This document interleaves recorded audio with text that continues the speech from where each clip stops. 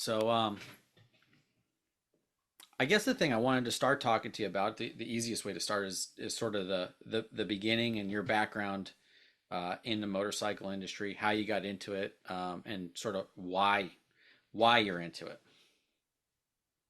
Well, the short version is entirely by accident because I met a guy at a party. But I'm a publisher first and foremost. I have been all my working life, and indeed even as a teenager, I was first published as a writer when I was, I think, 14. I had my own first publication when I was 17. Okay. When I was at college, I ran the radio station and the college newspaper and stuff. And then after I graduated, I formalized a publishing career, so to speak, Hmm. in mainstream London publishing. Okay. And I've been on newspapers and weeklies and monthlies, both paid for consumer publications as well as what I do now, which is the free subscription business to business end of the publishing industry. Um, I've been in all sorts of markets. I've a couple of my favorites were the golf industry. I enjoyed that. Um, Music industry. That was my probably my favorite. There's a London-based music newspaper which is in its heyday in the late 70s, and I was lucky enough to have a short period, about 18 months, on New Musical Express, which Okay. that was met an awful lot of interesting people and interviewed um, a lot of artists and bands and so forth. Yeah, I'm The sure. Late '70s. That's a pretty good time to to step into that. really, Sort of really the beginning of the end, I think, in a lot of ways, but a still a lot lot of cool depends on stuff your going on. perspective, but it kind of um, certainly it was the end of an era and the Yeah. beginning of a major sea change Sure. in um, popular music, rock music, and what have you. The Yeah. But at the time, punk, of course, was hot. Hmm. Um, I tended to be a bit more of a um, I guess a prog rock hippie. Even by the late 70s, at the tender age of about 23 or 4, I was already kind of felt out of my time. Very much a young man's game. Yeah. Well, that's sort of the heyday of the prog stuff, right? Like that was my dad was into that, so I'm pretty well versed, I guess, for somebody who was born in 1986. Oh, right, okay. A good handful of my favorite bands were certainly those prog bands that were producing that stuff at the time. Well, maybe really prior to that, but I'm a big Rush guy, so that's kind of their heyday as far as I'm concerned, Uh-huh, uh-huh.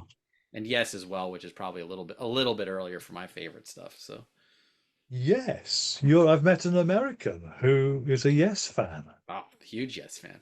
I mean, my wife doesn't understand it, but that's okay. Not everything is for them. I So don't think they understood it themselves. no, well, that could be true. Which is maybe the magic behind it. So, but yeah, no, I saw Yes live 2 or 3 times, have you? various places, at various parts of their journey. Yeah. And all those bands from around about that time, everyone from Genesis and Hawkwind and Hmm.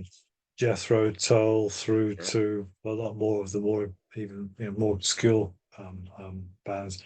I was a particular fan of King Crimson and Sure, me too. of course the big three, the Beatles, the Stones, and the Who. I'm a Brit. Blimey, what can I do? Yeah. Guilty as charged. Yeah, sure. That was Well, very they much the they did a soundtrack wonderful of my job. childhood. Yeah, they did a wonderful job remaking American music, your big three. So- Essentially, they did exactly that. Yeah, the so-called Brit invasion. It was really a big coming home. yeah, yeah, for sure. So, no, that's pretty cool. I mean, this is a motorcycle podcast, but I'm sure there's some music nerds out there Oh, that would how can you be into bikes without also being into music? yeah, The When I fell into the industry, that it was very much that cultural synergy that appealed, and I felt like I'd been in it forever, and I understood the vibe. I understood Yeah, I never had oil under my fingernails, but I do have ink under my fingernails, and it's the same grassroots passion. I rose up the greasy pole of career publishing in the 1980s in London, but rose so fast I got a nosebleed. I got to the point where I just really couldn't stand the people I was having to deal with, and just one day, literally, handed back the company credit card and the keys to my company car, and got on the tube home. I was living in London at the time, and just figured, okay, well, let's do it differently. I've been working for myself ever since. Yeah. Well, that's cool. So, was it just the corporate structure that you got sick and tired of, or was it the stuff that you were actually writing about and dealing with? Well, I'd ceased to write. I was no longer running individual publications. I was the divisional deputy chairman of a group of four businesses spread around Europe. Okay. Um, and I was in a boardroom meeting at 7 o'clock one freezing cold November morning, and noticed that of the 12 people in the room, nobody in there had ever written a single column inch, and nobody had ever sold a single column inch of advertising. And it was all bean counters and HR types and suits and attorneys and so forth. And after the meeting, I went to see my boss, chairman, and he said, "Oh, I'm glad you're here. Close the door." He said, "I've got some news for you. I've had enough of it here. I'm leaving." And I said, "Oh, shit. Well, I was about to tell you the exact same thing." And he said, "Oops, I got there first." I just said, "No, man." And I just literally handed him the car keys and the company credit card, went Yeah. down the elevator and into the tube station, went home. And Done. that's it. Yeah, well, that's the kind of thing that seems to happen at all these bigger companies, and also seems to be the thing that, in a way, kills them. It's maybe slowly sometimes, but obviously you can't have all passion. And, but you need to have, it's got to have its place. And you do need the bean counters, but you do see that pattern sort of over and over again when those guys get in charge. It's sort of the beginning of the end. I mean, look at Boeing right now, right? It's like, their Of all the CEO. businesses, Yeah, yeah, and it's across the board, but it's just they're in the news because of everything that's going on, and it's just like, yeah, well, you and not. I'm not here to badmouth all the engineers on the planet, but they certainly have their flaws when it comes to doing certain things. But when you're running an industry that people's lives, where people depend on it, um, bean counters maybe shouldn't be in charge, because inevitably they're going to do what they do, which is put a little pile of beans over here, take them from where they need to be, and move them around and say we can save this much money here, and it just becomes this sort of death spiral kind of a thing. It which seems I to me. regret. Regrettably, if I've got one particular beef presently, which I've had for a decade, frankly, about the motorcycle business, it is exactly that. It has become over corporatized. Um, I can only speak to my experience in publishing, and the editor, the curator, as it's now termed, strange word to have crept in instead of the traditional word of the editor, Mhm. of be it a newspaper, a magazine, a radio show, a TV show, whatever it might be, news broadcast, whatever it might be. Mhm. The editor has to be king, because he or she needs to be able to take the place of the consumer, of the reader, of the listener, and to make sure that the product, another awful piece of contemporary business jargon, um, actually does engage and does result in people investing. I always say, money, lots of people don't have enough. There's Sure. poverty in the world, it's awful. But on the other hand, there is always more money. Mm. If you're lucky enough to be able to get out there and go and get it, there is always hope. The one thing there is never more of, and that's time. And if somebody is investing their time in reading your magazine or listening to this podcast, whatever it might be, then that's time they'll never get back. And it sure as heck had better be sufficiently informative and entertaining, depending on whatever their own particular requirement from it is, in order to make them want to come back for more. If you fail to do that, then you can have all the bean counters piled up in the world. It will get you nowhere. They'll end up as redundant out of work as everybody else in the enterprise. Yeah. Customer Well, must come first in all businesses. In the case of media, as much, if not more so, than any other. well, definitely, right? Because you're choosing to spend your time, and that's why I wanted to reach out to you because I actually, you're generally your editorial. I mean, I do read the whole magazine, but it's something that I actually look forward to receiving. And I don't know. I mean, we started getting them sort of randomly a couple years ago, so I'm not sure what Interesting. happened there.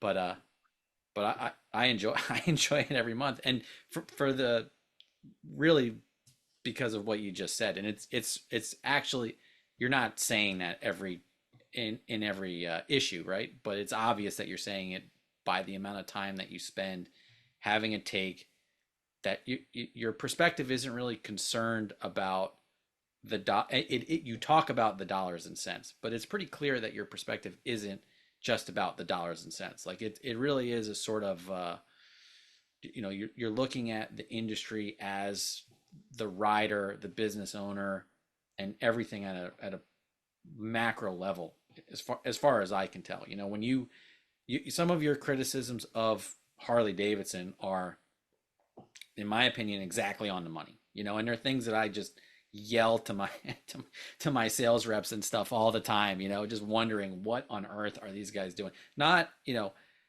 not as much for me lately as far as I'm concerned with my corner of the industry, but certainly when we were getting into the last, well, not even the majority of the last CEO's tenure at Harley, I was just constantly befuddled by missed opportunities and wasted time. Again, wasted time spent on things that were just all you had to do was go to one dealer on one weekend and you'd know that those things were going to be essentially complete failures, right? As far as specific models and stuff go. And I'm not tooting your horn too much here, but that is specifically, that's exactly why I wanted to have this conversation with you. So, Well, um, from my point of view, it's really interesting to hear that, not just from the point of view of my perspective, but somebody else in a very different groove in the industry is of a similar mindset. I've always maintained that I'm a non-rider.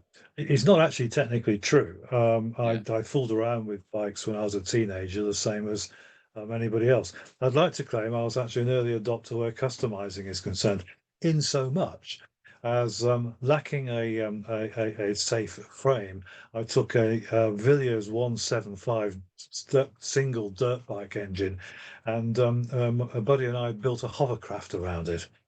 It that's pretty worked. cool. It was incredibly noisy, incredibly loud, totally antisocial and impractical, Yeah, but the darn thing worked. And I was right. very proud of myself. And I kind of, though, at that stage said, okay, well, that's that done. What should I do next? I know, I'll get a car. Then you're Yeah, warm and you can stay dry and you can you know all the girls and all the usual rock and roll stuff sure. age group draws you towards. When I met this fellow at a party who had a bunch of magazines in the motorcycle magazines, his then well marketing and distribution and advertising agent, Hmm. a lady, she was starting a family. She wanted to basically stop working, and Yeah, so he was in the market for we swapped cards. We had a drink. We talked about it and all the rest of it. And I thought nothing of it. And um, about 3 weeks later, I put my hand in a jacket pocket and there was his card. I thought, oh, yeah, I just about remember him. Yeah. Well, that was it. And so, oh, nothing came of that. And almost at that split second, the phone went. And he said, well, look, you were going to call me. What's going on? I mean, come on, I got a job here for you, blah, blah, blah. yeah. So I just figured, I went and met with him and his people, and it was the passion for the subject matter that chimed with me, and and I went and met a few of his advertisers, Hmm. um, almost like on a bit of a mystery shopper basis. I used to be, I had been a suit back in those days, And so I walked into a place in the UK outside London called Southern Cycles. A chap called Mick Perry, great guy. Walked up to the counter, and there I was, blue suit, tie, white shirt, carrying a briefcase. Walked up to the guy behind the counter. Can I speak with a Mr. Perry, please? He looked me up and down and said, um, I don't know if he's in. I'll just go and check. And he rushed out the back, and he's obviously blind panic. And Mick came out and said, "Well, do I owe you money? Who the hell are you?" And Right. we became firm buds. And I just liked the vibe. And compared to the corporate world I'd been in, it was exactly the breath of fresh air that I needed. Yeah. And well, gosh, that was 89, 90. Okay. My first experience of a gathering of the clan would have been summer of 89. There's a thing over here in Europe called the European Super Rally, Okay. which is all the countries in Europe have independent Harley groups, and they existed long before the hog groups, as it goes. Okay. And every year, one of the European countries, one of the clubs in Europe hosts, as its name suggests, a international gathering. And it was in the UK, and it was at a place which was a former Long Marston, former World War II USAF Army Air Force bomber base, Okay. and we had a tent set up, the whole sort of usual rally deal, and I could vaguely hear in the distance the roar of engines, and oh, what's going on over there? Mhm. Oh, that's the drag strip. That's the run what you've run. Really? And I wandered off. I was supposed to be working the tent for 3 days, and I just went and sat in the bleachers, and I loved it, man. Yeah. I got addicted to nitrous oxide that weekend, and that's 35 years later. Here I am. Yeah. Well, so that's a big 35 years. You've definitely seen some sort of ups and downs as far as just, the industry and the sort of V twin, and I mean it's really the Harley world, and it's sort of moved into the V twin at some point in the middle there of that time period. What obviously back then, just getting back to the sort of passion part, obviously back then the industry was built around passion, right? The owners of these companies, the people designing the products, anything aftermarket, were extremely passionate about the industry. And at some point, like you said, maybe it's a decade, maybe it's 15 years, maybe it's 2 decades. At some point, we start to see outside interests looking at the industry and seeing dollar signs and potential and stuff there. But I guess I'm wondering, if you could, maybe not pinpoint, but if you if you could sort of contrast what it was like then uh, compared to the way that it is now. Well, I can give you one particular moment Sure. in the industry's life cycle. Back then in 89, 1991, I went to my first Cincinnati trade show in the following February of 90. And that was before the hall had been expanded there. And the whole of the industry was in the one show. It was the metric side as well as the Harley Right. side. Excuse me. And so the growth really hadn't started, but then gradually through the early 90s, it started to. And I saw it especially at the custom bike shows in Europe. Mm-hmm. Back then, all you had to do was learn to understand the difference between the Evo, well, once it came out, it's having come out in the 80s, the shovel, Mm-hmm. the panhead, the knucklehead, and what's it, and you were good to go. But then by the um, around about 92, 93, we started to see um, I guess it's originated in Germany and the UK, the fat rear ends, the single-sided swing arms and stuff like that. And then it morphed into the street fighter scene, Mm-hmm. which was initially mostly metric bikes, but an awful lot of the guys in the in that market really morphed into being V-twin custom Harley customizers. because in the case of whereas a Japanese motorcycle, you got acres of plastic and yards of plumbing, whereas the air-cooled V-twin is very much an engineer's canvas. Sure. It is what it is, and you can take it from there. You don't need a PhD in the first place to be able to engage with it. It's guys with oils under their fingernails rather than wearing lab coats, carrying laptops and Yeah. clipboards. It's an altogether different culture even back then. And going to the V Twin Expo every year, there's a very good friend of mine, and he's connected with a whole bunch of people who are similarly have legendary status in the market, the likes of Skeeter Todd and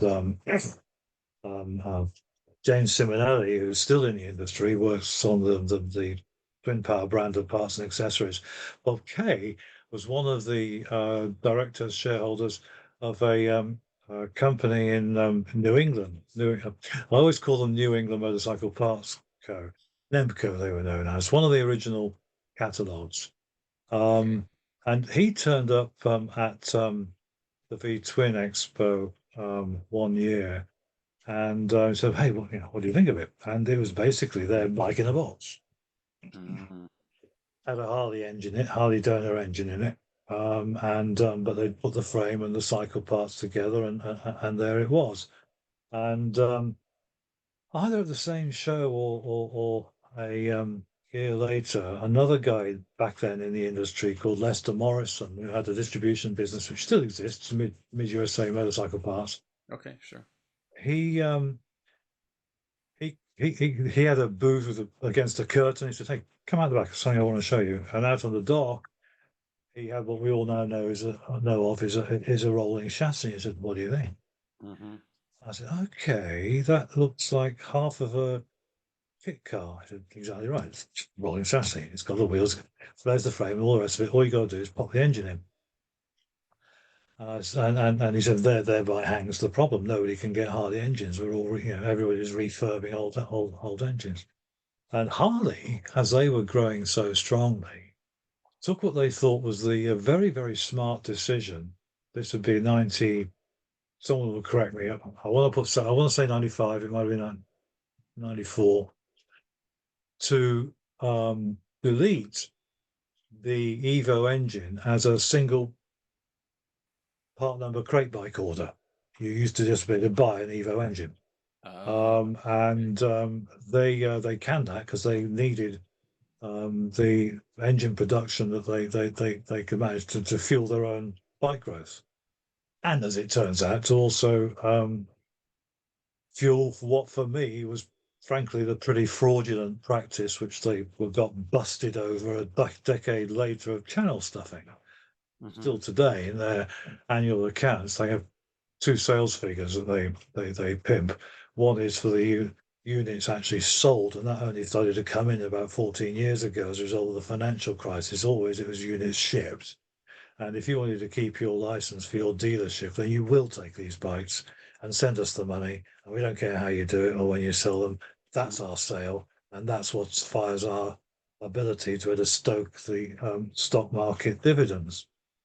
They simultaneously, you'd always been able to build an engine from S&S by buying all the parts, which was fine. And lots of people still preferred to do that because if they knew what they were doing. But equally, S&S did suddenly put together, well, I think it's about actually, I think the very first time S&S had a single number parter, a single number engine would have been 90 or 91.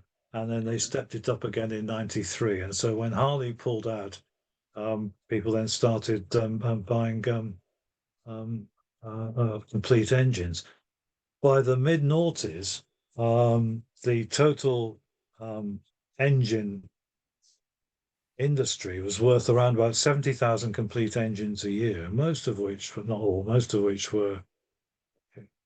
My research suggested it peaked in March 2006. Mostly they were S&S, but there were dozens of other engine builders as well. Some of them really good. Some of them not so. Some of them extraordinarily expensive. Some of them more reasonably priced. Yeah. And of course, there were three things happened at the end of 2006, seven. Um, the EPA hadn't really looked at motorcycle emissions for an awfully long time, Hmm. not since they were established in the Reagan era.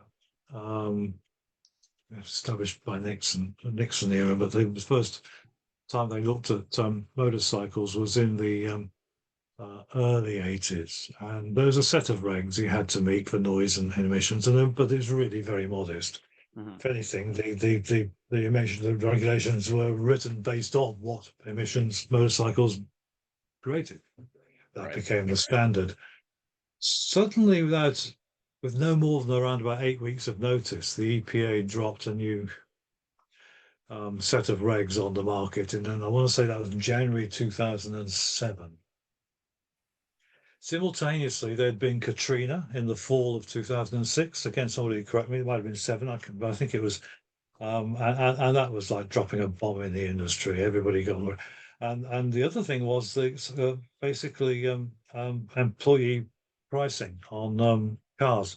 The Detroit suddenly balance sheets were drying up, and they extended the level of discounts that Detroit employees used to get to dealers to be able to offer to consumers. An awful lot of the motorcycle business ended up parked on people's drives in four wheels rather than two. And that was the first time that the market really hit a bump in the road Hmm. from those late 80s, early 90s days.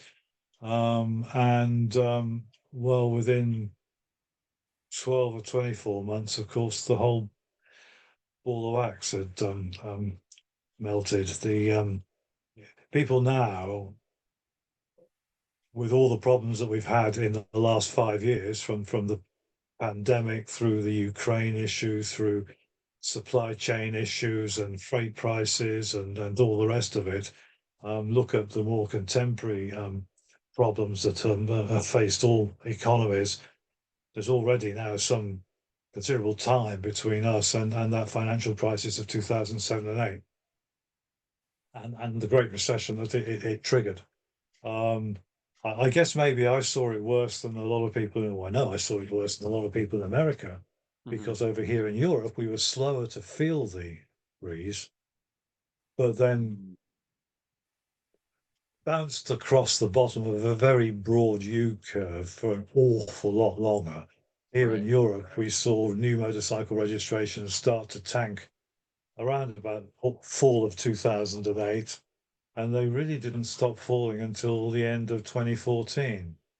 We've seen that had 10 years of sustained growth ever since, but we're still only really halfway back to where we were in 2008. And the same is true in the United States. Hmm. Motorcycle sales now are still only really half, broadly speaking. Maybe that's 60% off like, Right. where they were, well, 16 years ago. And one would have thought and expected that based on the huge number of custom builds that were taking place in the noughties and the massive numbers of units that the motorcycle industry was selling, Harley was selling, that therefore surely the aftermarket must have, if not totally disappeared, have really had a hard time. And it kind of has, yes. It's not the size it was. There isn't the independent businesses, no doubt. You're better qualified to comment on this than I. Aren't able to generate the kind of levels and retain the kind of levels of capital that they once were. Hmm. Um, but nonetheless, the underriding secret sauce, if you like, is that passion, the Hmm. irrational, emotional driver that that drives makes people want to get out in all weathers and feel the wind in their face and the bugs in their teeth and the rest of the cliches. And that is what has saved our asses. An awful lot of other industries, the discretionary spend industries, leisure industries, haven't. sustained, haven't seen any kind of recovery. Indeed, have pretty much gone away since those days. However, the downside is that it has opened up the window to private equity. Hmm. Of all the forms of debt and of borrowing, the one that I think is pernicious is private equity. And there are people who say I'm biting the hand that feeds me because I haven't ever. If I've got 100 advertisers an issue, I think it's about 60, 70, 80 advertisers an issue. Probably about 10 of those are owned by private equity operations. And with very, very few and rare exceptions, the thing that I see, they buy them because they're really good businesses. Hmm. Within 3 to 5 years, they're not. Every time. I mean, I maybe not every time. I don't. Maybe you can think of an exception, but Trying to, I've and I can't. yeah, I can't offhand either. You know, and I could tell you, you know, without naming names, I could. There are several that we're watching happen right now. You know, from distributors, which of course, you know, we've seen within the last couple of years. We watched that whole thing happen with Tucker. You know, where they were basically and the whole history of Tucker Rocky and all that. You know, I know you're aware of. But you know that was basically one after another, and then until the brand was successfully killed and completely dead. You know they beat that horse dead until it was dead again, and now you're seeing you know a potential I guess resurrection with some of their own brands and that. But we're watching another distributor, which I don't want to say I don't want to say their name because I don't really feel like Better having not. somebody call me, but you know who they are and you're watching the same, you know, at least here in the States, and you're watching essentially the same thing happen where you had a brand that was driven by its owners who were a team, I think, or a partnership or whatever, built up to you know a really competitive point. Didn't really do a great job competing in our space, you know, in the V twin space, but we're competing in some areas, and then got bought out, and I mean are literally withering on the vine and taking the exact same path as Tucker did, or at least beginning down that path now. And so I guess the question with companies like that becomes, well, who's you know who's going to buy them, and does anybody have any interest in running running a business, right? That isn't really an like an independent owner or a founder. You know what I mean? Well, the sad truth, unfortunately, there are, and Yeah. the private equity world is a very, very strange backwater of capitalism. It actually does thrive often on doing things badly. Um, we understand, we know the business concern. They operate in Europe as well, and we're seeing exactly the same with the subsidiaries that they bought over here. Um, the their metric for success is not how many tires, Hmm. quarts of oil, wheels, or whatever they sell. Um, it is the amount of money they're able to squeeze out of the businesses they've bought and return to the investors in the funds that they use to buy the business with. And their bonuses are driven entirely by that flow of capital, flow of money. And the better they do at that, then the business they've bought has to, by definition, do worse. Right. Um, And but does. the worse the business they bought does, the better they're actually doing, Right. because the more the more heroic they look in terms of the amount of money they're able to pass back to the fund concerned, and the businesses typically at that point are being prepped for flip.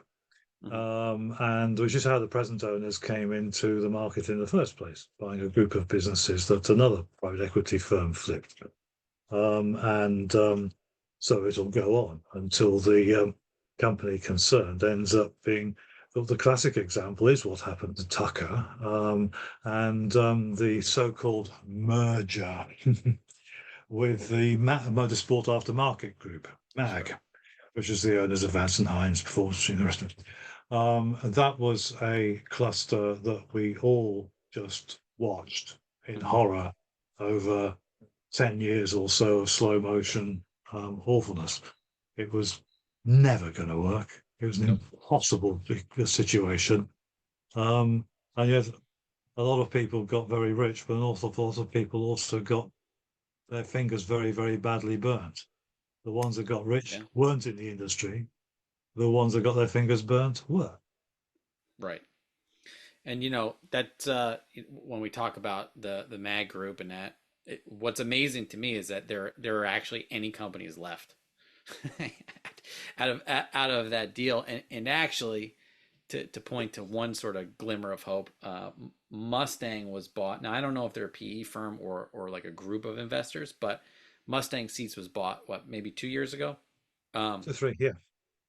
and those guys seem to be doing an amazing job as far as the management of as far as my dealing with them, as far as product goes, um, day to day dealings with the company. I mean, fulfillment is still behind at times, but that company has made an enormous turnaround compared to all the They other are. mag brands, which some of them Yeah. are basically on life support.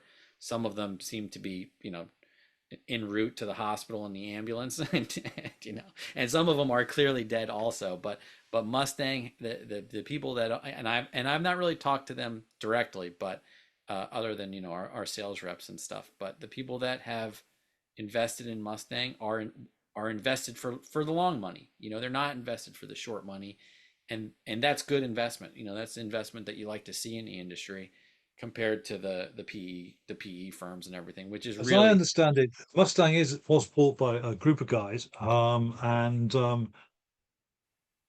so they are technically investors. But I think right, they're either three or four of them, and they're either all or most of them are veterans. right. And so they've got a fundamentally different work ethic, I think, to most of the people who acquire businesses. They are owner operators, as I Mm-hmm. understand it.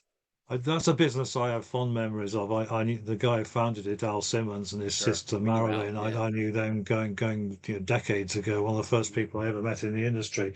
Similarly, um, almost literally the first person I ever met in the industry was a chap called John Parham, Iowa legend, Sure. um, JP. who Yeah. founded with his wife Jill JMP Cycles. Now, Mm-hmm. out of that whole mag cluster, the other business that has done well is JMP Cycles. Sure. And that's a classic case of the apple falling very close to the tree. And their son, Zach Parham, Mm-hmm. kind of went with the furniture, but now a decade or however long on it is since they did the deal um, initially Mag, and then Mag sold it on to Revzilla in Right. Pennsylvania. Zach is now CEO of the entire shooting match, Cycle Gear, Revzilla, as well as JMP. So that's fabulous news for JMP. It's fabulous news for the people who buy from those businesses, and for the vendors who sell to them. Yeah. If And only there were more happy endings. sure. And I mean, for us, obviously, that's our largest direct competitor by a massive Technically margin. speaking, of course they are. Yeah. Yeah. Yeah, and that's I, good. I I, mean, good competition is good. It certainly makes you sharper. And I mean, we recall Revzilla coming onto the scene and not really doing as much of what we did because we always stayed away from apparel, and I continue to stay away from apparel. It's just not getting back to that passion. I just have no passion for clothes. As you can see, I'm wearing a black pocket t-shirt. So like it's not my thing. So I'll make whatever money I can make selling hard parts and accessories and stuff, and I'll happily give away a fortune in selling clothes because I just, it's not my thing. But we did see them kind of come on the scene and really push push the e-commerce business in our industry into the future in a lot of ways. And then, not to knock them, but did sort of take the sort of big business avenue. And quite frankly, Robin, I like to see them combined. When you get companies of that are that massive and that sort of intertwined, I generally think it gives us some soft spots to punch to, some soft spots to hit. And so, that's a very good way of putting it. Yes. Yes. yeah, It increases the area under the radar. yeah, yeah, that's exactly right. And so, we can sort of successfully stay in their shadow and move around and never Mhm. have to really pop out, or, however you want to look at it. And so I'm fond of it. I mean, obviously, there's a handful of companies that are bigger than us in the retail space, but when you consider that one is one giant company, there's actually not that many, and that's something that we've seen over that time with the financial crisis that you're talking about. We've seen a consolidation. I mean, we were almost out of business before I bought the company out from my dad in 2017, and it's just I'm glad to see. I have no sort of ill will. I'm sort of glad to see them take back their part, and it does seem that that company's not being run like one of these PE firms, like you said. So yeah, Well, it's and I not. didn't really It even think. is. The group is PE owned, but Right, the way in which it has been managed has been entirely, or if not entirely, much more so from within the industry. right, And it's rather than a business that's just been grafted onto the opportunities the industry presents. It is part of the structure of the business, and that's fine. People are always going to want to be able to get a good deal, and they're always going to be want to be able to buy mail order. I mean, hmm if you actually think about it, internet retailing, reselling, go back to the 1970s when I first started buying albums hmm by mail order, to the chagrin of the record shops in my record stores in my town, no doubt. What would happen? Well, you send away an order. A few weeks later, days later, whatever, a nice smart van comes trundling down the road and hands you your goods. I hmm mean, fast forward 50, 60 years, and what happens? You place an order on the internet, a bit quicker than sending a check in the post, granted. yeah, sure, And what happens 2 or 3 days later? A nice smart van comes trundling down the road and hands right, you. I mean, the fundamentals are the fundamentals, and they haven't really changed. People sure, always look for the best way to buy, as they even do within in your own area. They'll buy off the best, who they determine to be the best vendor. That's best store. hmm Now that's good, honest capitalism. That's absolutely, proper competition. Um, what's my beef is seeing that the money that the market makes being sucked out of the market, because that can only then diminish the place that made the money. The capital is required to keep the oil to keep the engine oiled, keep the wheels turning, sure. and Well, and we you see that if you're just looking for the quick cash, you're not going to do that stuff. I think that obviously JMP is owned by a PE firm, but they do seem to have their eye on long they're money. very Like they're authentic. They're yeah, good. They're cool. yep, The yep, so going back to is a where I saw the change. The change was in that moment where I was shown Lester Morrison showed me his rolling chassis, and hmm Bob Kay had shown me his turnkey custom build. That was created the opportunity for the immense growth. sure, But then it all really kind of went to high in a handbasket when I guess when Wall Street got caught turning chicken into steak, which is essentially what the whole derivatives and credit swaps scandal and fiasco was all about. right. Here's something really crappy. We'll wrap it in bacon, and now we can sell it for twice the price. hmm Yeah, it's like white labeling trash and putting a luxury tag on it, and just say and it just turns out it's the same thing as something else, and you're not really getting anything added on, and then people catch on to it, and its value is it disappears. So, um, What is of interest now to me is where we go from here. And I when Matt Levatich left, mhm, um, I kind of felt bad for him because he was a well-meaning soul. He wasn't entirely incapable of having good ideas, but he had, I think, shot up the Harley Greasy pole as a by happenstance mhm, into a role which was just simply, I guess, ill-suited.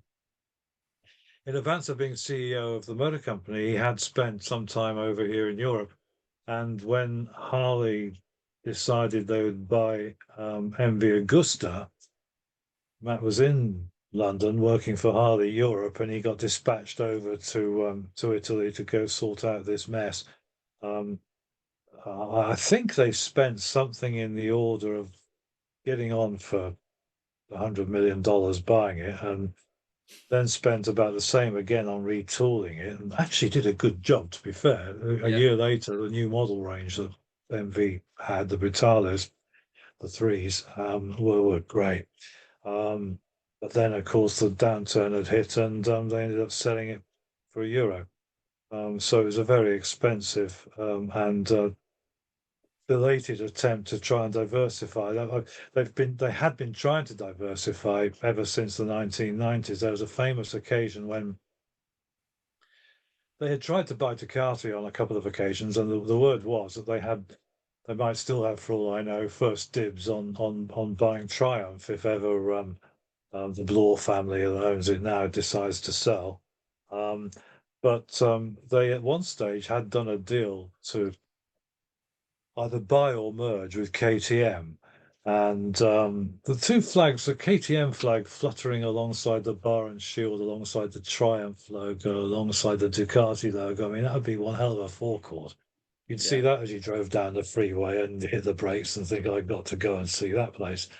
The um, whole thing came, believe it or not, this is a ridiculous story, but it's utterly true.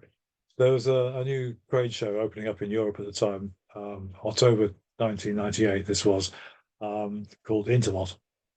Hmm. And I was wandering around the show a couple of days before it opened, and there was two or three layouts of booths that looked a bit odd, and like it wasn't the usual geometric sort of, and there were different sort of carpets, and it was all a bit strange. And as it happens, there was Harley, and over there was KTM, and there was a suspension company in the middle, in between them. And it was a chap I knew, and that company was actually owned by KTM. And I said, well,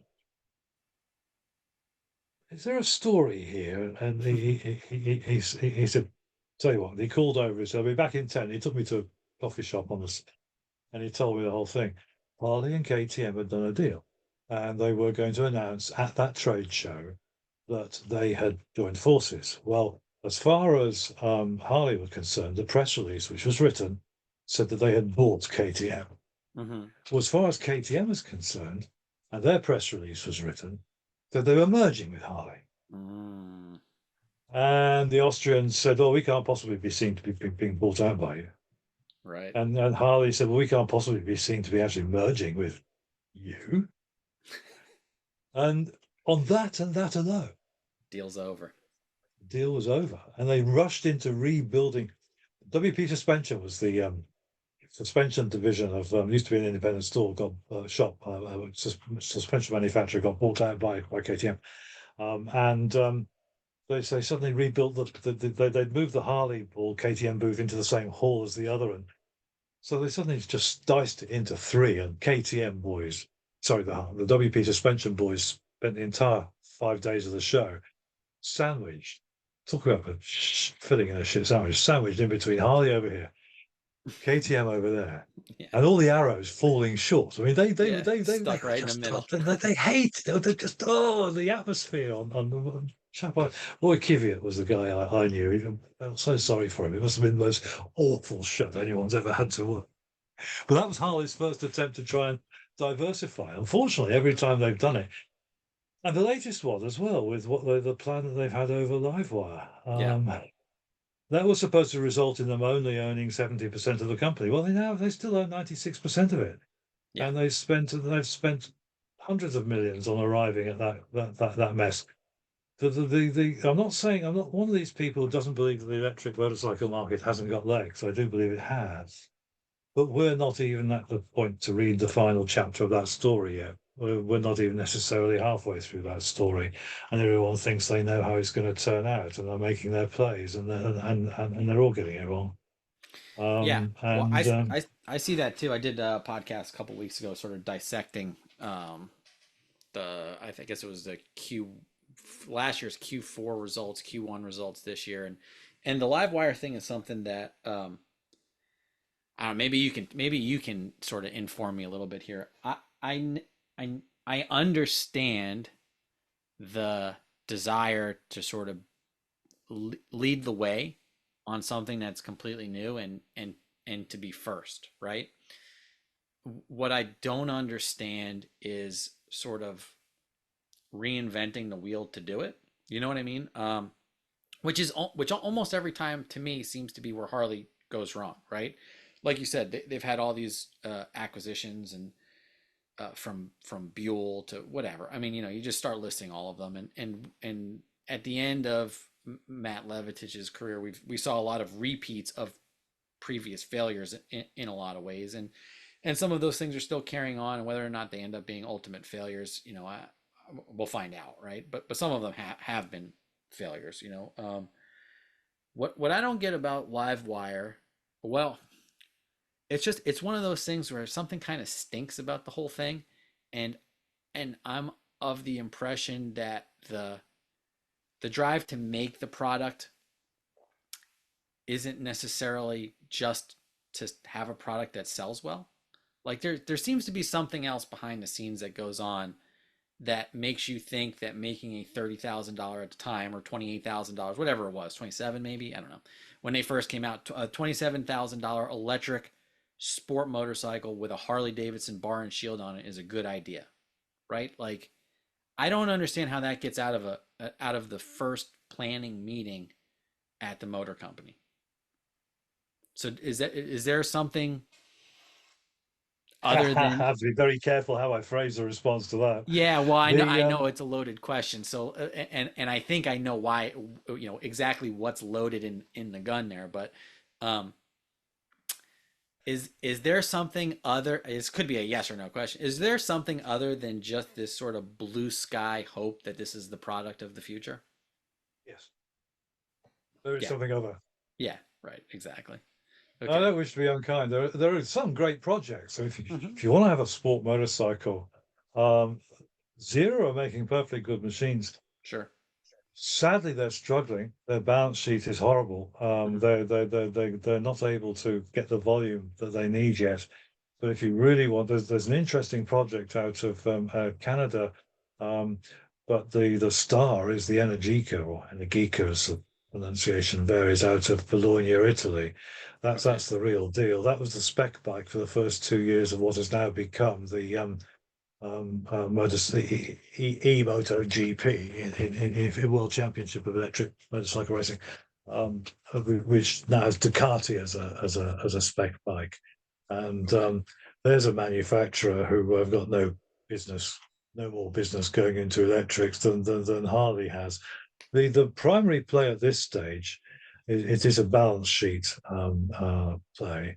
Hmm. And you need to do a bit of a drill down into the CEO's past career in order to get a little bit of an insight into the air he breathes is quite unlike anybody else in the motorcycle industry. Yeah. What a lot of people, a little bit about it was aired when he first took over the job from Levitich, although he had already been on the board at Hmm. Harley for 6 or 8 years by then. But he has got to be the only motorcycle manufacturer CEO in the history of mankind, who, for example, has a contemporary art museum in Cape Town, South Africa, named for him, which was built expressly to house his own personal collection of African art. Hmm. Um, he's the first to when Pan America was launched, and there, in the video there was this moody, manful address to camera of Harden's adventure rider with the sun setting in the background and the beautiful scenery. And there he is talking to camera. What nobody realized was that he was actually in the middle of his own personal 50,000 acre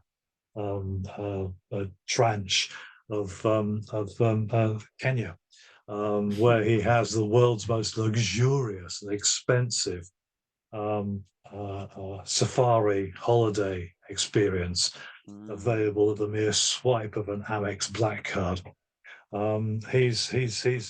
He's an author. He's been a partner in his own private equity business.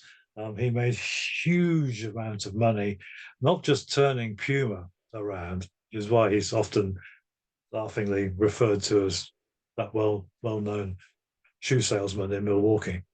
Oh, by the way, he doesn't live and work in Milwaukee. Actually, I think it's, Yeah, I can't I've remember read if that. it's Colorado or New Mexico somewhere. He's got some vast estate.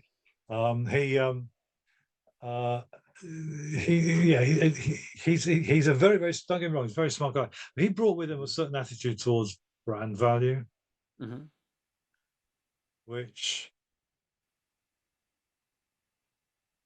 to the MBA set stacks up. Hmm. However, to overuse my metaphor of oil under the fingernails to motorcycle market, it doesn't. It Hmm. just doesn't work. Right. The market decides what the values of a brand are, what the value of a brand is. Hmm. You cannot impose that. The marketing that Harley has been engaged in for the last 15 years, they've gone through a whole torrent of ridiculously overpaid and inexperienced corporate marketing types who it's been pitiful.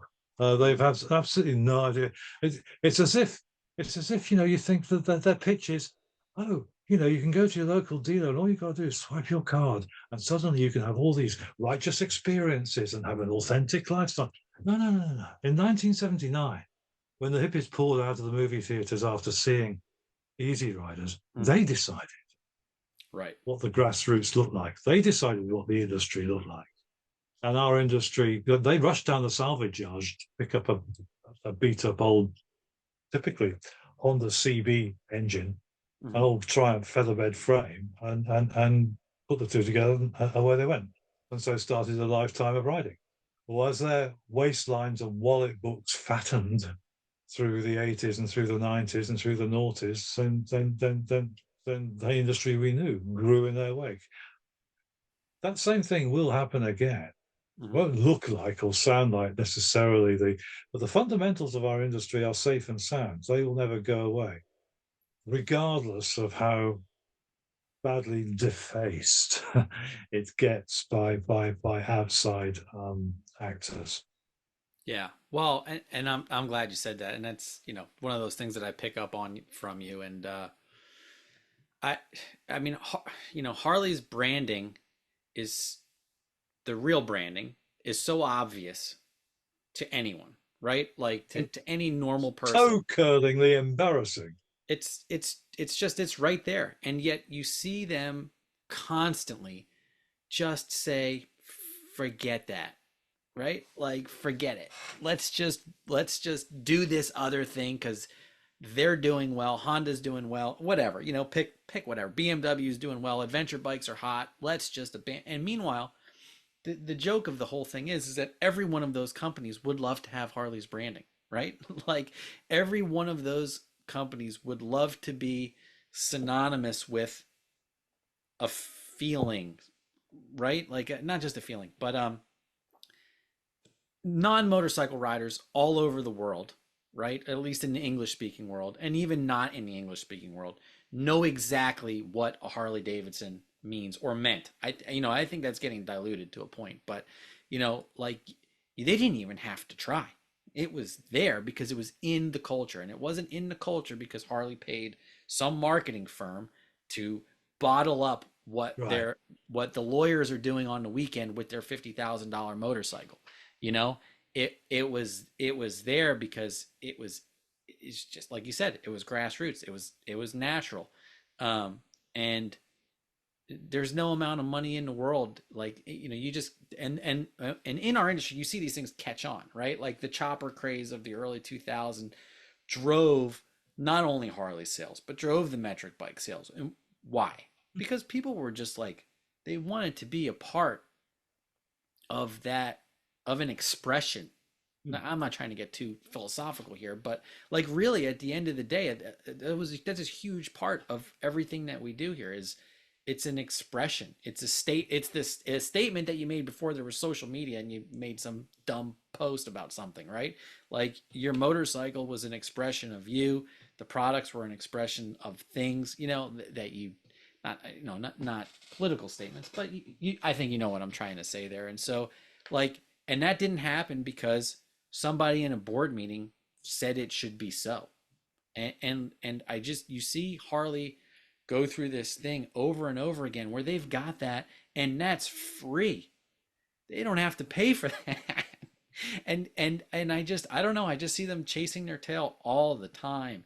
And instead of just Yeah, it's perfectly acceptable and right, I think, to get both philosophical and political. There aren't many businesses like ours Mhm. that are such a classic um, um, laboratory petri dish or test tube in which we can see those kind of ingredients and dynamics still fermenting, still at play. There are increasingly fewer and fewer, especially that still have behind them multi-billion-dollar annual turnover multinational corporations, as ours does. Um, your remarks take me right back to that point I had when I was in that meeting and a board meeting, and just yeah, no, this isn't me. This isn't right. Yeah. Yeah. I'm Well, and done. like I tell everybody, I sell everything you want and nothing you need, right? This is a want business. Motorcycles are not your transportation to work. They are for some people, but they're in a way they're much more than that, So it's A it, choice. I would love what do you so I've been saying for God, I don't know, forever, right? That I would love to see Harley make an two things to me. I think that if I was in a board meeting with those guys, which will never happen, but if I was, I would say the two things that I would like to see Harley make is an entry level big twin bike that is as basic as they could possibly make it and still pass, whatever standards they need to pass. That is as cheap as they could possibly make it. That is just waiting to have waiting to be customized. So a base model platform, what you see guys doing with, they're doing that with used bikes, right? But a new bike that has sort of the price point that's within striking distance of a used bike that somebody could buy. They could do their exhaust, handlebars, seats, whatever, plus whatever, because it's a standardized frame, and you've got uniformity between models and all that stuff, which Harley seems to be hell bent on eliminating as time goes on here, but was something that was always a staple, right? I mean, foot pegs fit from what, 58 to 2018 or something like that, 55 maybe, the male mount foot peg. So it's like, something that was sort of standardized, where you could really just anybody, a kid especially, if they do, there's all this talk about getting the younger kids into motorcycles. It's like, yeah, well, you're not going to sell them a $40,000 motorcycle. It's not going to happen. But could you sell them a $10 or $12,000 motorcycle that's brand new, so they don't have to fix it, because fixing stuff is not as fun as accessorizing it, right? So that, and then an actual soft tail base, real hard bagger that maybe has some modular options, a real fairing, okay, that maybe doesn't come with a radio to keep the initial purchase price down, but does have the ability to like punch outs or something in a fairing, where more entry level people who want to have that street glide type feel, but don't want a Mhm. 900 to 1,000 pound motorcycle, or they're not tall, or they're women riders, or they're new riders, or whatever, could still sit on that thing, have all the accessories that they would have on a street glide, even if they need to add them on. So maybe the hard bags aren't included, but it's but the bracketry is there, or something like that. What do you think? Do either one of those things resonate with you? Oh, especially the first, and Yeah. I would submit in evidence, Millard, the Royal Enfield 650s. Okay. Um, they are phenomenal motorcycles. I'm guessing at the retail in the US. I would figure based on what they are here, they're probably around about 8 or 9 grand. Okay. That's Um, great. Here they'd be roughly the equivalent. They are out of the box, perfectly good, complete motorcycle. Right. The 650 twins, and they you don't have to do anything to them. That said, You can. as a customizing canvas, and the Royal Enfield are proving very adept and very smart at how they market themselves at the moment as well. They are just basically facilitating people to be able to make up their own minds and find their own pathway with their products, Right. rather than trying to, from the top, determine for people what the experience is. And they're just sitting back and they're watching. One of Yeah. the cleverest things they're doing is this uh, build test race program for women in AFT, and with a guy called Lewis, they got an AFT team. Um, they've they're posting top tens in the Super Twins. Sorry, yeah, it has to be in the Super Twins class in AFT. Most weekends now. This season they're doing very well, and the um, build test race, I think it is called, program is aimed at women riders. And Okay. there's about a dozen of them who have learned how to build a race bike out of, I think they start with a 650 Royal Enfield donor. And it's just be showing the art of the possible, showing what can be done with what is essentially an extremely well made, Hmm. well engineered, but fairly basic platform. Right. Canvas Um, bike. A bike. They're selling you the canvas, not the painting. yeah, that's a great phrase. I've not used and heard that before. Do you want a copyright on that? Yes. Yes. You'll see that in a magazine near you soon. Hey, you use it all you want. I want. I listen. I want the idea to be out there. I don't care about the credit. I would love to see them do that. And I think that's the way that you foster. You don't make the grassroots, right? But that's sort of planting the seed that lets the grass grow. And so I would just love to see them do that. And then I would love to see what happens with. I'm not on social media, right? But I mean, that's just the kind of thing where you could just see that taking off. That's the kind of thing that takes off That's naturally. interesting. We're not on social media either. I Not mean, at all. I should Barely. be. Barely. We have a digital edition. I'm sure it cost me money, Robin. But I have a guy that does a lot of our stuff, and we do advertising on social media. But I just can't be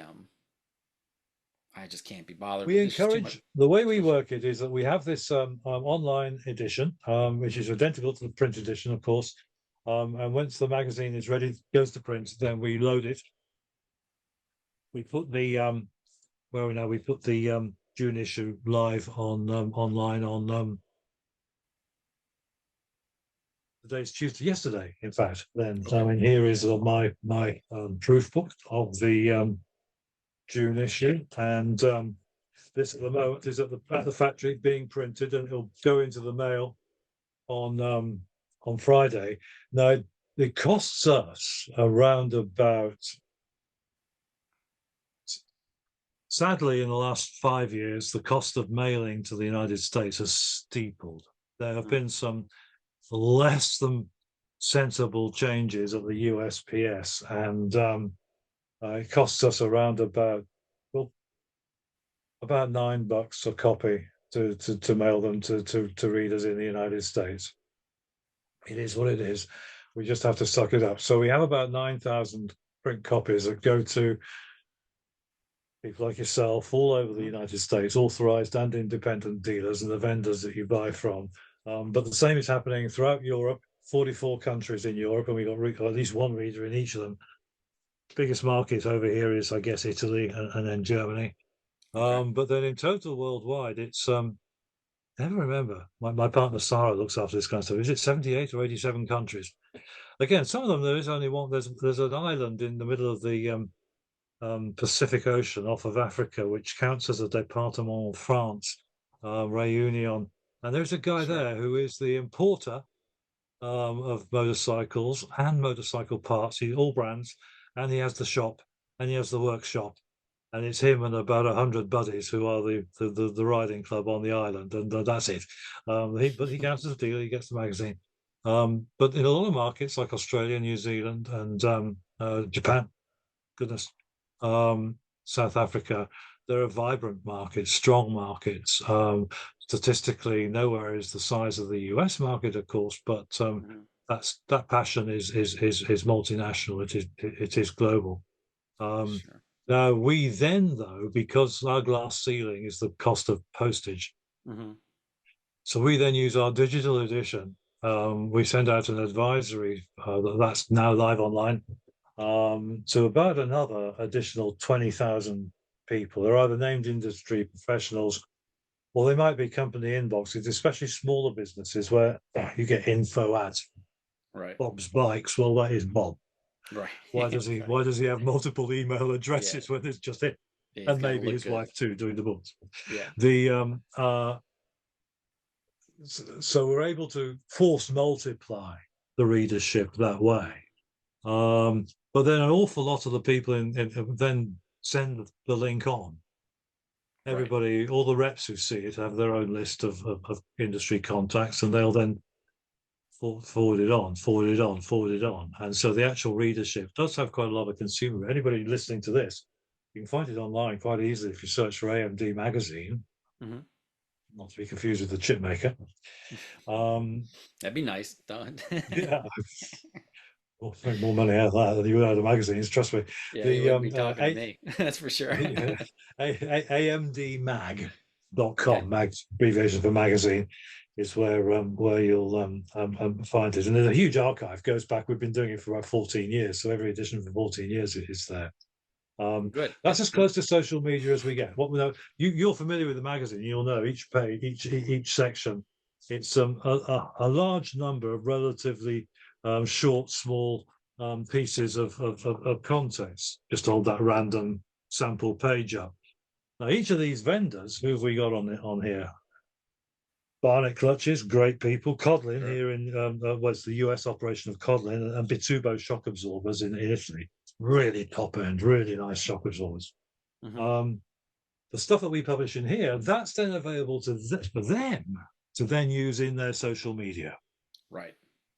So the content does get propagated, but we don't put it out through the AMD brand because whereas you can make money out of what we do, Right. um, we don't have a retail sale end game to our equation. We're being business to business with that. So that's why we don't engage in social media. That said, through the World Championship, especially the World Championship of Custom Bike Building that Hmm. AMD has been running, it often amazes me just how well known the AMD brand has become. It is Right. associated with the best custom bikes and information and the rest of it. And people in my tribe are beating up on me all the time that I should be doing a lot more and getting I should have a vast events empire and this and that and all the rest of it. But hey, then I wouldn't go get the chance to go sit in the garden and Well, it's important too. It's like you enjoy get, which kind of enjoy brings life. us. I gave up being a suit. People don't understand that. I don't talk that language or breathe that air anymore as a choice. Right. Well, it's funny you say that, right? Because at some point, when I took the company over from my dad, I didn't really have any other options either. I mean, just like you, I sort of stepped into this business by accident. My dad got laid off from Pfizer Pharmaceuticals. He was an IT guy. He was a carpenter. Okay. He was a carpenter and a bread man. Okay, so, so he had Okay. a very close family friend that he was remodeling their kitchen, and this is before the year 2000. And so he worked for Pfizer as an IT guy, very smart man, and they just needed bodies to come in and sort of implement these different tasks to get everything ready for Y2K. Because as you remember, the world was going to end, and they had these massive mainframe computers and stuff, and they needed to be updated. And there was actually like a lot of manual work, and my dad was he worked like a maniac. He was a psycho.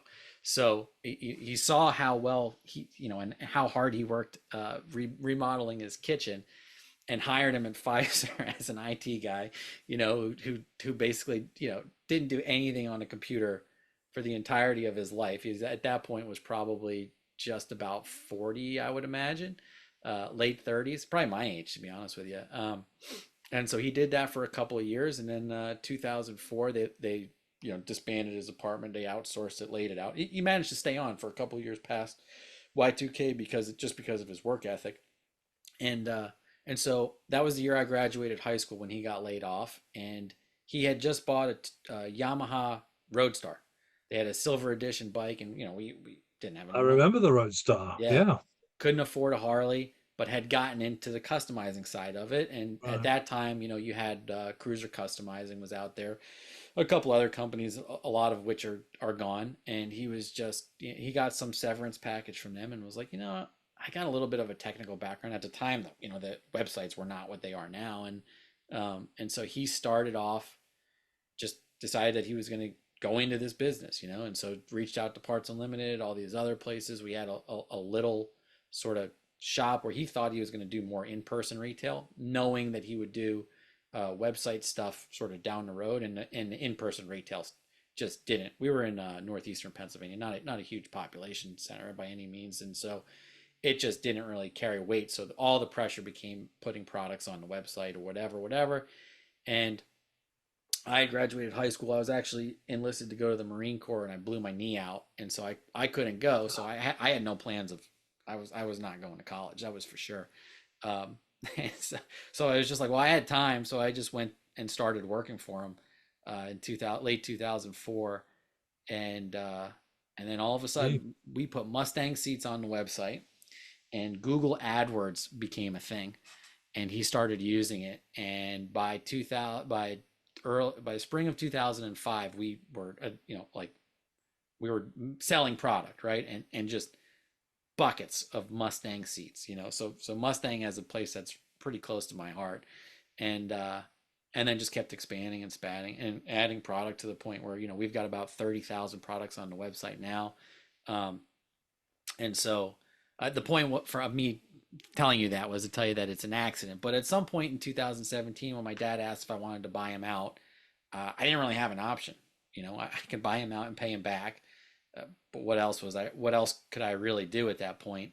And so, I think my grandmother had died that summer, and I was like, you know what, this is just something that we should do. But I also realized, no, I'm sorry, it was the next summer. So I'd run the company for a year. I took over in January, and that summer my grandmother passed away, and I was there with my wife and my kids. She was pregnant at the time, and realized that there is one thing that you can't buy. You can make money, and money does in a way grow on trees. You might not be able to find a tree, and it might be very hard to get to, but there is more money. They make new money every day, but time is something that we don't you can't put a number on it, and that's the way it should stay, but we also don't value it enough. And so that's why I'm looking out my window here in eastern North Carolina, because this is where I always wanted to be. And that's why I have no issues letting Zach Parham be the guy who's in charge of JP Cycles, because I don't want that in my life. I'm very happy, just like you, to just sit here and sort of have my time as well. We make a good living. We do well for ourselves, and so I thought that there was some commonality between us, and there How certainly is. So interesting that usually, I mean, patently there is. This has been a great conversation. It's been very enjoyable and motivating and good. genuinely interesting. It's always great to get um, um, uh, similar perspectives from somebody else, but also therefore different perspectives, but that aim to the Sure. same. So it's been great. Thank you very much. Um, do you do business with Le Mans then these days? Part of Drag Parts Unlimited, or do you get to go to their shows if you want to? Do you choose? If I want to, yeah. I mean, we're Yeah. we're a top tier diamond dealer, so we're certainly one of their largest dealers. I mean, we do a lot of business with them and have for a very long time. I mean, I think we've been a diamond dealer for almost all of the 20 years that we've been in business. Um, Really? and Right. and and so yeah, we're definitely one of their we're in their top tier. Certainly not the top, but I don't know. We're somewhere fairly high up. I get invited to their events all the time. I just don't. I, I don't go. I'm not. I should probably be a little bit more engaged. I'm sure I could have more conversations like this, but I've always sort of viewed my job as being I don't need to do those things to do well. I probably, like I said, I should, but my day to day really focuses on sort of the technical background, seeing what's kind of going on in the industry as a whole, and adjusting. And I think probably going to those events would be helpful. But my kids are pretty little, and they've gotten bigger, and I'm just not really willing to go to Madison, Wisconsin, when I could be here. I forget when they run MVP and stuff, but it's always like Well, they do the two. There's Louisville was right. back in February, and Right. but the big one in the summer was always at Madison. But this they have now moved it. So they've gone up the road to Milwaukee. Okay. Partly because of their decision to make the homecoming an annual thing, therefore Mm-hmm. vacated a date in early September at the Milwaukee Convention Center. So the Mm. Mons have taken that date, which has meant that they've got a much bigger show floor, and lots of it's almost as if finally 10 years after V Twin Expo folded, Mm-hmm. it, it, it, although it's still only predicated on those who sell through Le Mans, and that is by no means all vendors Yeah. at all. Um, Nonetheless, it's probably going to. Well, anyway, point being, I'm going to be out there for the Milwaukee show. If you should feel Okay. minded, let me know if you decide you're going to go, because we Sure. must make sure we damn sure we hook up. I go. I mean, to be fair, back in the day, but we're talking early '90s, getting the chance to go to trade shows was a massive step up for me in terms of the Sure. contacts I could make. But I also and always really did best then. If I liked a guy, I'd follow up by on another trip, going and meeting with him in his native habitat. Mm. And I'd take the camera and I'd write a feature about my visits to places and all the rest of it. That's how I got to know Alan Marilyn, for example, Okay. at Mustang. Did a feature on their old building there, beautiful old Yeah. building. Yeah, they're still in Um, it. I mean, they're I know, yeah.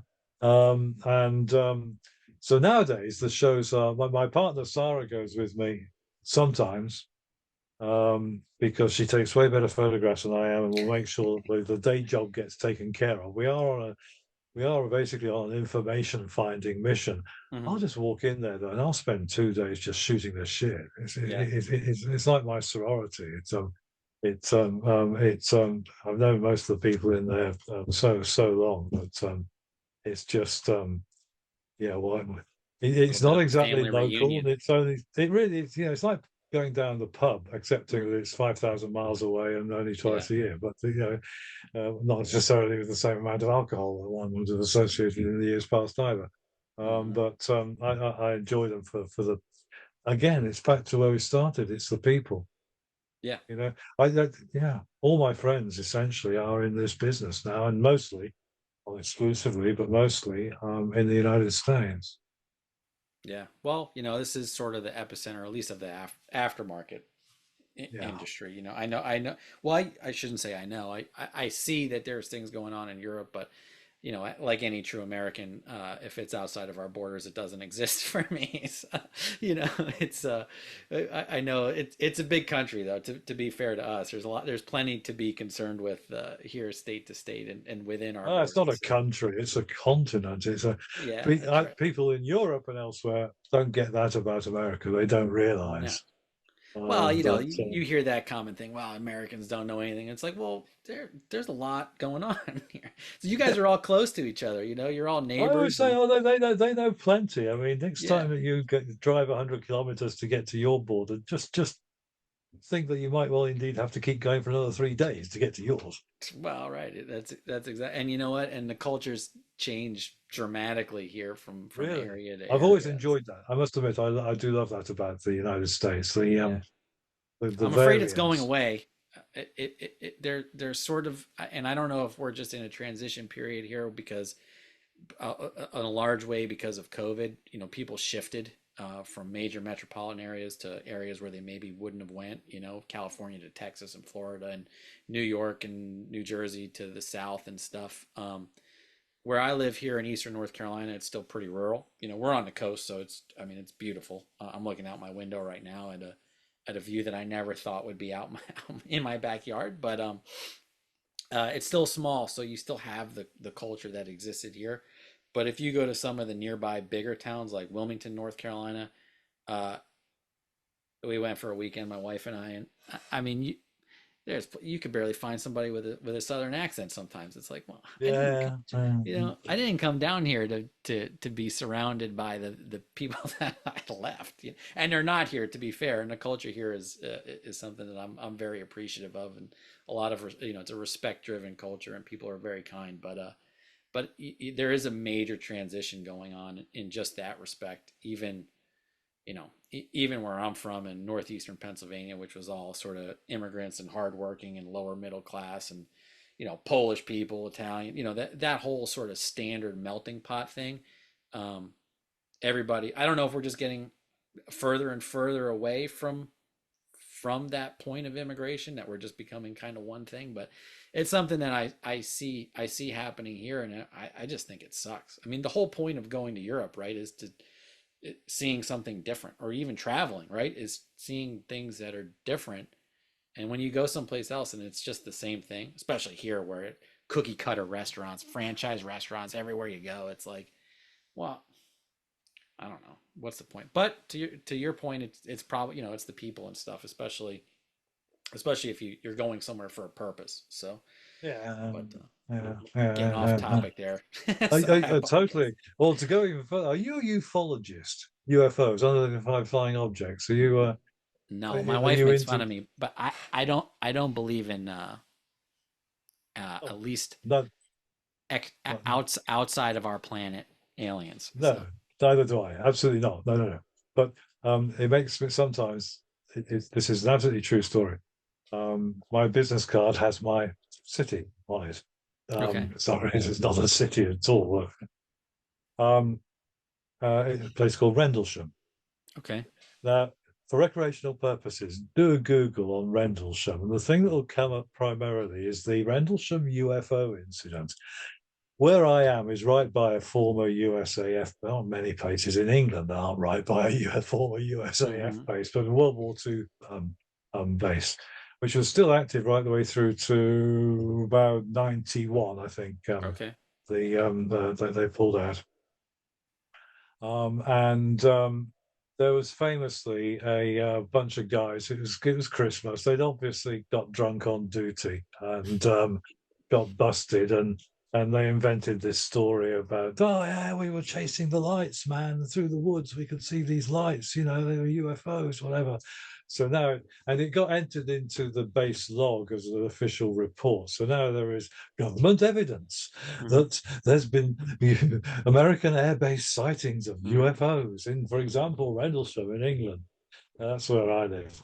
We're about five. We're here is incredibly rural. I'm 5 miles from the coast, surrounded by trees and agricultural land. It's one of the least populated areas of England, and there aren't many of those left. Um, so again, it's an absolute total antidote to. I fly Yeah. to the States. It's incredibly busy. Rah rah rah. Anywhere I go, it's all.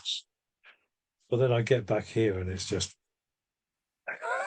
Slow motion. You're back at your right where you need to be. Yeah, that's the exact same way I feel. And leaving here is it's difficult. It's difficult for me. Spent 20 years trying to get here, so to leave is, especially when it's our prime time season. You know, there's just there's so much to do. But I'm in a town called Beaufort, North Carolina. That's where I live, which is a very old town settled by the English. And if you do some investigating on it, it's actually pretty neat. This is where they found uh, Blackbeard the pirate. His ship is in the inlet right here, just a, you know, maybe a mile or so away the crow flies from my house. And he kept a house here, and kept his wife here, and this is where he was caught. And so we've got a burial ground in town that's you know, far, you know, where there are people who are tombstones and stuff that are, maybe 100 years prior to the revolution occurred here. So kind of a neat little link from this little spot over to yours. I'm sure somewhere down the line somebody emigrated from nearby Oh, inevitably, and inevitably. ended Yeah. up in our area Well, here. listen, But this yeah, has been great. I've really enjoyed it. Thanks so much for me reaching too. out in the first place. I mean, best of luck trying to cut anything out of this and put something intelligible No, together. as long as I don't there's dare believe nothing you that's it. want me to take out, it's staying just the way it is. So No, I'm happy I with don't that. have the patience for editing. So unless you make me do it, then I'm not gonna do it. So No, yeah, I'm quite comfortable with well, good. I made sure I did realize that it wasn't entirely between the two of us. So No, there were well, if it various felt like that, occasions. I did my job. I think so. So I that's think good. you did. There were various occasions when I could feel the temptation to go off in particular tangents and just thought, nah. Well, one day when we meet in person, we can go on those I would tangents. love to. If it turns out you do decide to go to the show in Milwaukee, do let me know Yeah, and we'll hook up. absolutely. I'll reach out to you and thank you so much for doing this. And maybe we could pick it up again. And if in the future we could do something else. And if there's Anytime, anything that I can ever do for you, just let me know. anytime. Yeah, absolutely. All right, Thank man. you, Take Rob. care. Thanks. It was a pleasure. Bye. Take care.